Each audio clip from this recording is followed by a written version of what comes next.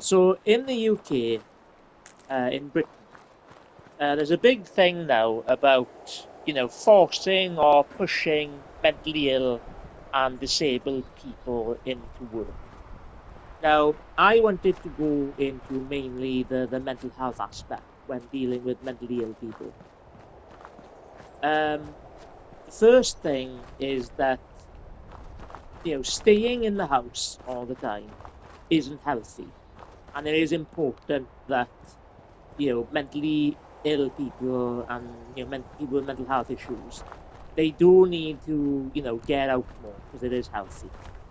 But the thing is that they're hyper focused on just pushing people into work because it and problem with that, it just seems as if it's like you only care about people as long as they're useful, and you just want to turn everybody into like a workforce or a work slave or whatever.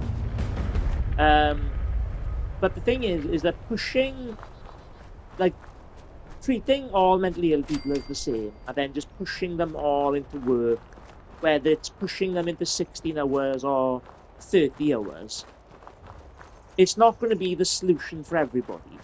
And what they really need to do is they need to figure out what is best for the individual. If that is working, then push them to work. And there are going to be some people that might actually be willing to work. They just need like a little help and support to push them into work. Because dealing with mentally ill people is very, very complex. You have to figure out each person's own specific needs, their own abilities, and their own limitations. And I do believe that it would take like the government, or it would take the counties actively becoming more involved with the person's psychology and making sure that they don't just stay in the house, they do go outside. And so like when it comes to me with my mental health issues, I would be very hesitant to go back into work. It's not really something I'm passionate about. And when it comes to like the actual careers that I would be interested in going in, it's impossible for me to go into with severe OCPD because of my severe social skills and my severe communication skills. Severe problems with social and communication skills. And it's just like I'm very part of my mental health issues, my OCPD, obsessive compulsive personality disorder, is I like to control my environment and what environment I'm in. And if you push me into environments that I'm not comfortable in, I get really unhappy and miserable. So pushing people like me into work isn't going to be the solution. But we can't just let people just stay in the house. So that's where like you could push people with mental health issues into things like, for instance, workways, and then they can actually work with the individual to think, oh, what's best for them? Is it work? Is it volunteering? Is it getting some involved in some community thing? Is it getting a social worker?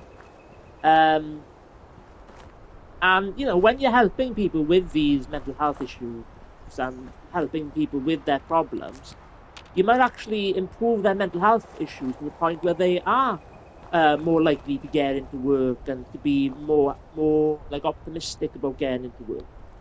So the government needs to stop just purely concentrating on we just got to get everybody back into work.